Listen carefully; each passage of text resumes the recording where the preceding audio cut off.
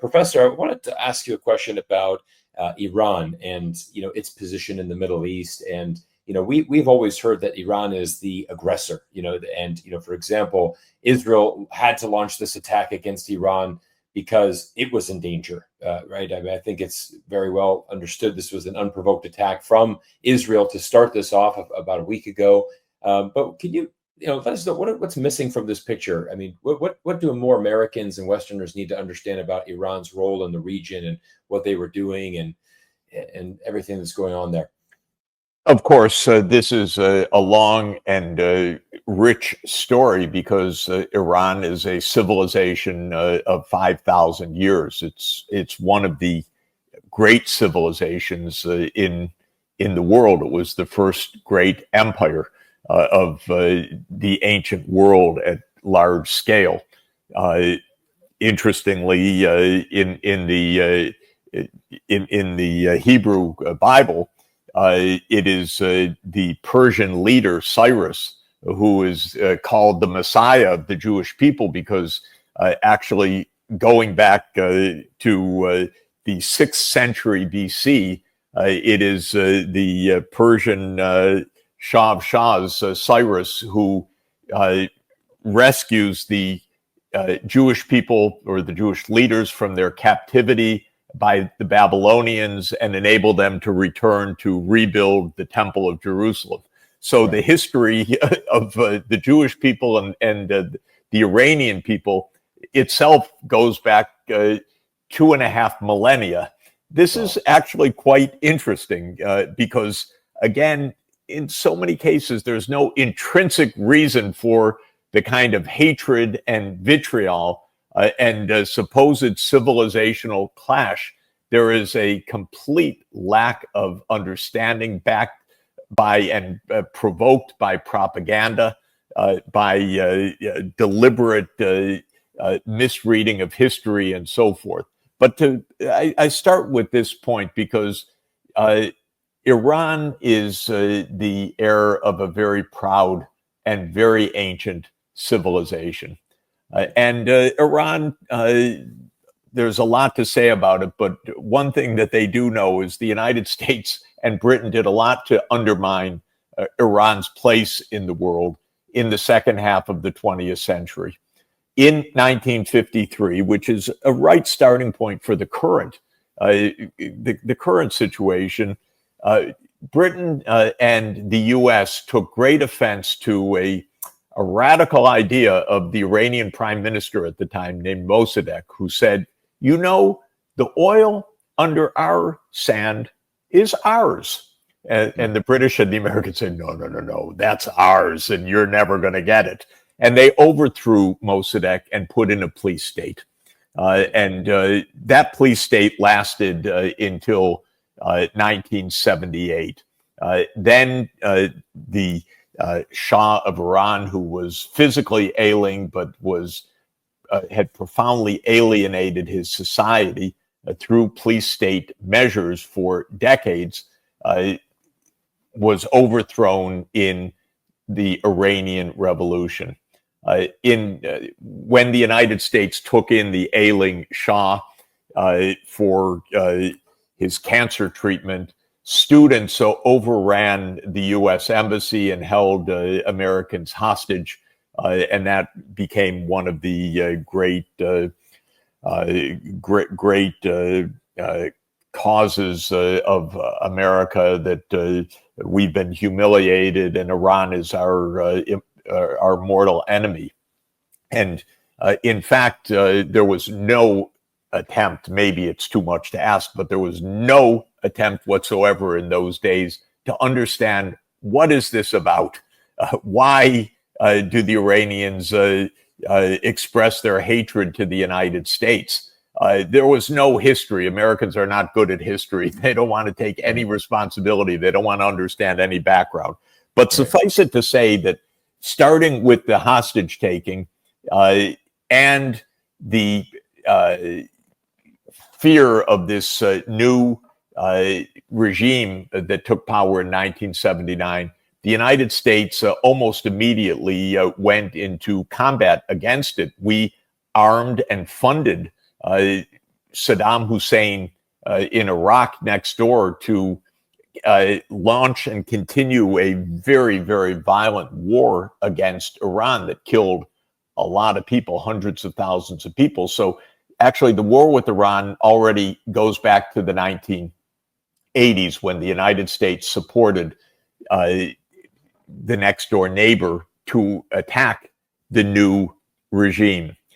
Well, the Israelis came to view this government as a mortal threat because the Iranian regime, an Islamist regime, said that they supported the Palestinian cause.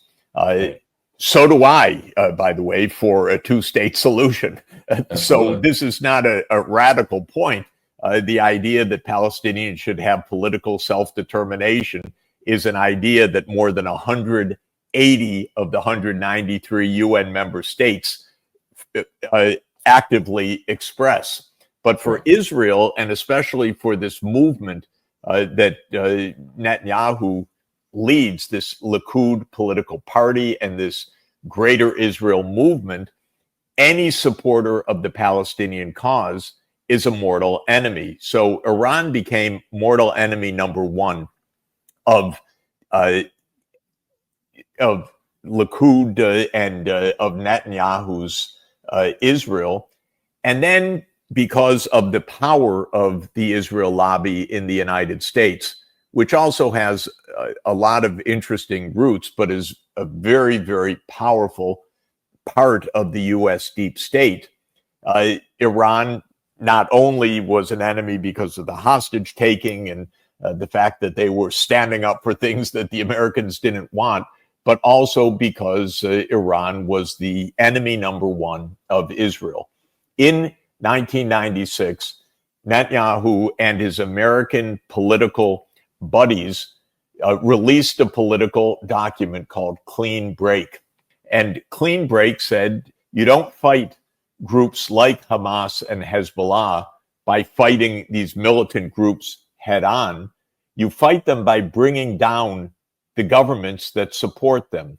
So what Netanyahu envisioned was remaking the governments of the Middle East in Israel's image, if I could put it that way. In other words, we, Israel, together with the United States, will overthrow any governments that are supporting the Palestinian cause, and especially these Palestinian militant groups. Iran was number one on the list.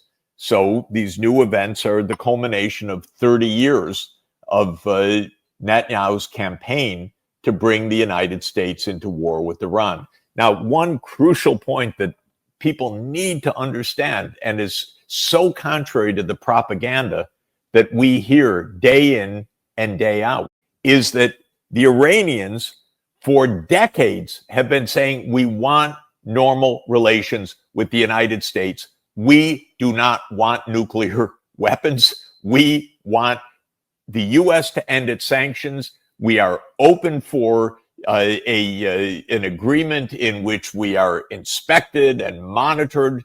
We want a civilian nuclear power program, as any country can have. We do not want nuclear weapons. Indeed, the religious supreme leader issued decades ago a religious ruling, a fatwa, that said Iran will not have nuclear weapons. We don't want them. Iran said that to the International Atomic Energy Agency. Iranians, academics, and senior officials have been coming to me for decades saying, we want to negotiate with your government. We want to normalize relations. And of course, and I want everyone to remember this most basic fact, in 2016, President Obama actually negotiated with the Iranians an agreement to stop the nuclear weapons program. Or not even, actually, let me put that more properly, to prevent a nuclear weapons program, because the Iranians weren't engaged in one. Right. But to make sure that there was verification, monitoring, limits to the uranium enrichment and all the rest. And that was what's called the Joint Comprehensive Plan of Action, or the JCPOA. In other words, an agreement was reached a decade ago. And what happened? Donald Trump got elected, the Israel lobby went to work, and Trump walked out of the JCPOA. So he abandoned the agreement that would have obviated all of this. And since then, I've been speaking to Iranians month in, month out, visiting Tehran, speaking to senior officials that I meet in various meetings around the world. They're always asking me, do you have an inroad to the White House? Why don't they listen to us? We want to negotiate.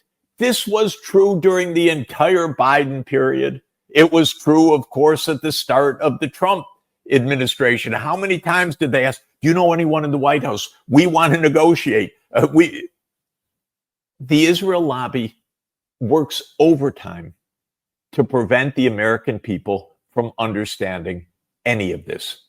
And it's all one giant lie, that the only way is through war and regime change. But that's Netanyahu's approach, and we're suckers. And Trump is the most recent one to be suckered by it.